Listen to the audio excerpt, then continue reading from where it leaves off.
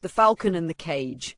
In the heart of a distant kingdom, nestled between the hills and the river's edge, there was a falcon, a majestic creature, feathers glistening like silver beneath the sun's rays. For years it soared through the endless skies, feeling the wind beneath its wings, a freedom that was as natural to it as breathing.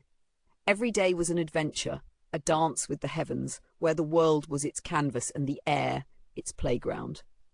But one day, a storm rolled in. A sudden, fierce gale that rattled the trees and tore at the clouds. The falcon, disoriented and exhausted, struggled to find its bearings. It flew aimlessly, pushing against the wind, its strength fading with every flap of its wings. It was then that it spotted a cage, a small, sturdy cage hanging from a tree, nestled against the thickest branch. Desperate for shelter, the falcon landed. The cage was warm, cozy even, a sanctuary from the storm. Inside, it was safe. No more struggling against the wind, no more uncertainty. The falcon rested, its sharp eyes blinking in the dim light of its new home. The world outside seemed far away, distant.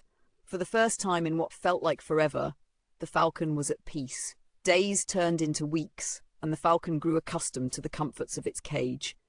The world outside, once a vast expanse of freedom, now seemed too chaotic, too unpredictable. The food was regular, the shelter constant. The cage, once a temporary refuge, became its home. No longer did the falcon feel the urge to spread its wings and soar. Why would it? The comfort of the cage had dulled its senses, wrapped it in a false sense of security. But slowly, something began to change. It started with the mornings. The sun would rise, casting golden light across the kingdom, but the falcon no longer felt the call to greet it. Its wings, once strong and eager, grew heavy. Each day, the longing for the open sky began to stir inside it, though the falcon tried to ignore it. After all, it had traded its freedom for comfort. Wasn't that enough? But the days grew longer, and the longing grew stronger. It started to dream of the skies, the endless, unbroken expanse of blue.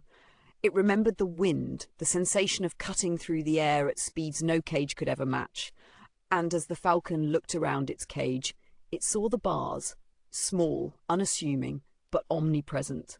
The realization hit it like a bolt of lightning.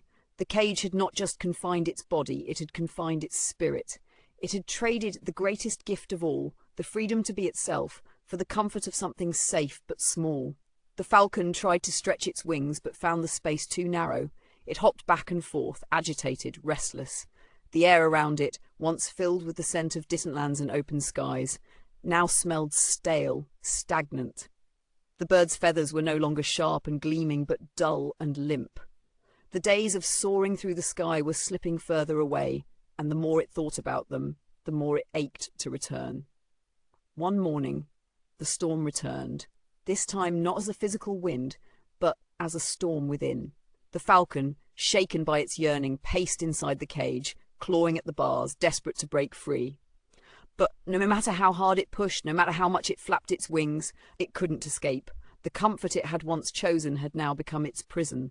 Finally, with the faintest sound of metal grating against metal, the falcon broke free. Not the cage.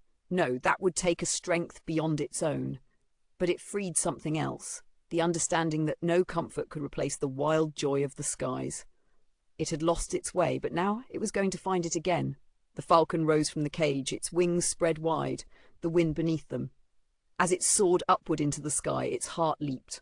The storm had passed, and so had its time of captivity. Now, in the vast, boundless sky, it knew freedom was the only comfort it ever needed. And so the falcon flew again, higher, faster, with a newfound sense of purpose, knowing that nothing, no matter how comfortable, could ever replace the thrill of the open sky. If you enjoyed this story, don't forget to like, share and subscribe to help our channel grow.